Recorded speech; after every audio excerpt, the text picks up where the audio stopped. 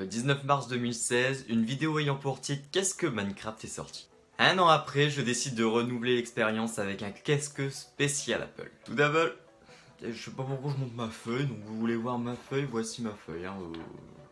Tout d'abord, Apple comporte 3 fondateurs principaux. Il s'agit de Ronald Wayne, Steve Wozniak et enfin Steve Jobs. Steve Jobs étant bien sûr le plus connu d'entre eux, je pense. Je vais bien sûr vous parler plus de Steve Jobs que de Steve Wozniak ou de Ronald Wayne. Donc on va faire une petite biographie de Steve Jobs. Donc tout d'abord, il est né... Je regarde ma feuille. Pourquoi je regarde ma feuille? Pourquoi?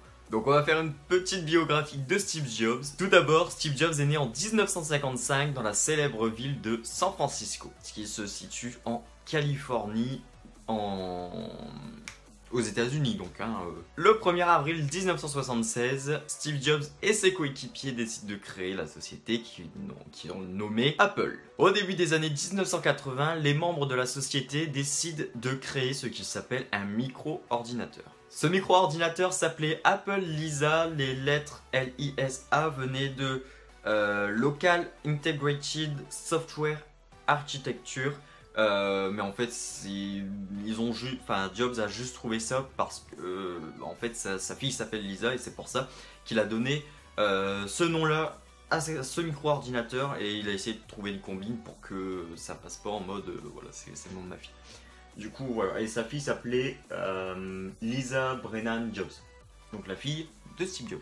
Ce projet était juste un énorme échec commercial de la part d'Apple. C'était leur premier gros bid avec... je vais rien dire.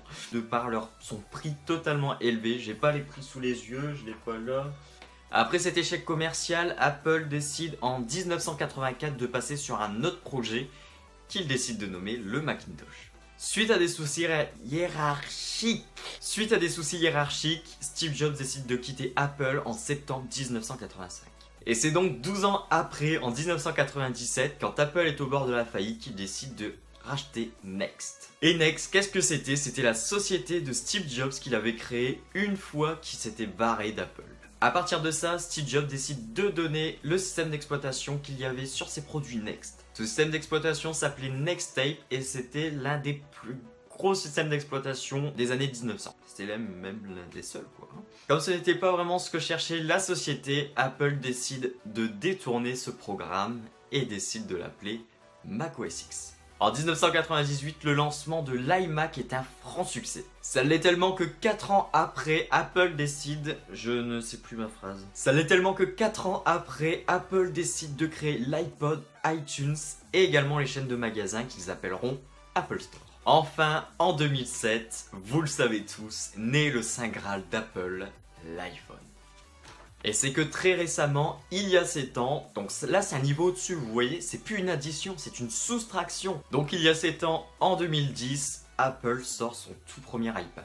Malgré qu'Apple est un franc succès, Steve Jobs est touché par un cancer. Il s'agissait d'un cancer pancréatique qui lui a coûté la vie le 5 octobre 2011.